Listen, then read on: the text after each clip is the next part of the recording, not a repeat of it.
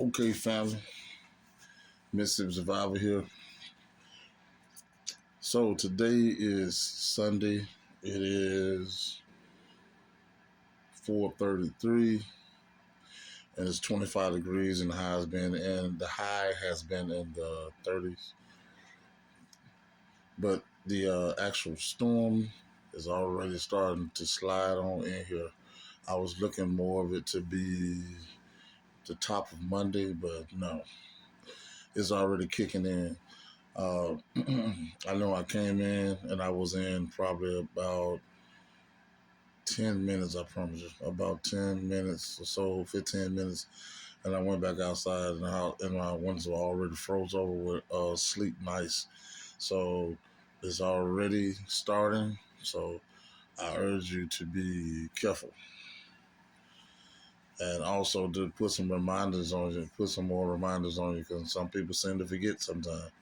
So I'm going to go ahead and tell you. You don't have to wait till later on tonight. Go ahead and start dripping this water now. Make sure the water's already dripping. Make sure you are already stocked up on water yourself. Also, again, make sure you have gas in your cars in case you need to go somewhere. But being this, if this is going to turn out the way, if it keeps going the way it is, you won't be able to go anywhere anyway. You're going to be stuck at the house. So I advise to just, if that's the case, just don't get on the road at all. Just stay at home, be safe. Make sure that all your flashlights are up and ready to roll. Make sure your heaters are working properly. I'm currently pumping my diesel heater, putting it together, so I can go ahead and give it its first test run. So that's definitely something I'm going to be pumping. I'm going to have it wide open. Um, I think I talked to you guys about the diesel heater before. If I didn't, I'm gonna do a little reiterating on that situation. The diesel heater that I purchased is actually, I said it'll probably get used 6 to 8 hours, and I was super wrong. How wrong ever could I have been? It was not right. The particular diesel heater that I purchased on low, that heater will run for 30 hours, nonstop, 30 hours. Now imagine if you're using it just to heat up an area and then you shut it off, then what will happen with that is you'll be able to keep it longer. So, you know what I mean? And that's off less than 1 gallon of diesel, that 30 hours. And then if you did it on 10, on high is 11 hours. That's still good. So say you do on low. On low is 258 degrees is what you're looking at. And on high is 310 degrees. That's a nice little jump difference, but 258 degrees is already hot. So I can easily just run it on low and try to catch them 30 hours. You know what I mean? And make it last over multiple days. So you can probably get you about $30 worth of diesel and run over a month. Depends on how much you use it, because in the South, they have warm days and cold nights. So you don't necessarily need it in the daytime. So therefore, it'll last a lot longer. So whoever made this invention, man, they did a good job. I know it's a Chinese diesel heater, but they didn't come up with the idea. It actually came from, I think it was, I forgot exactly who that was. Don't make me, I don't quote that because I'm not sure. I try not to give out any information that I don't know about. Yeah, but also, I will be doing a follow up on the diesel heater. I actually am going to do an update and show you guys how to put it together, put the diesel heater together, and I'll show you the confusing points of it that you really need to know for safety purposes. Also, when I told you to read the book, oh my God,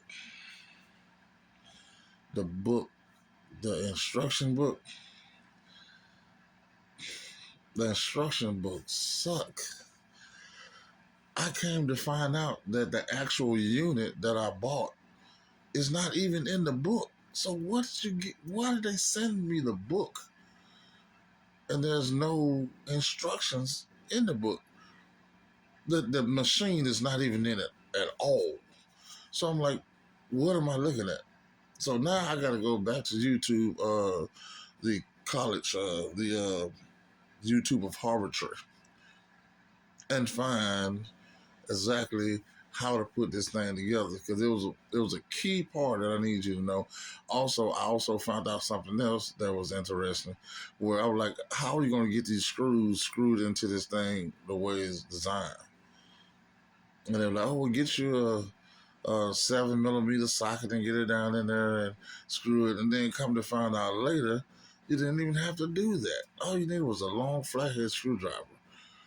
In the side, it had its own ports just for the screwdriver. So I'm like, I'll be a dog-faced gremlin. Really?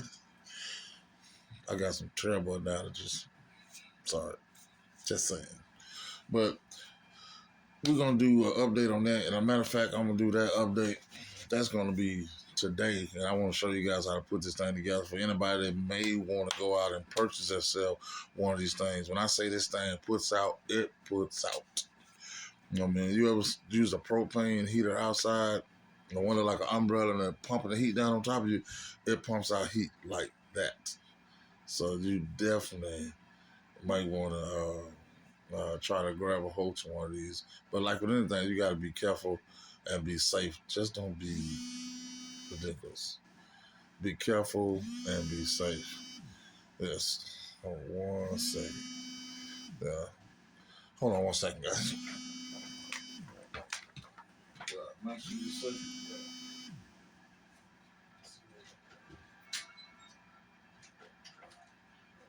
I'm coming.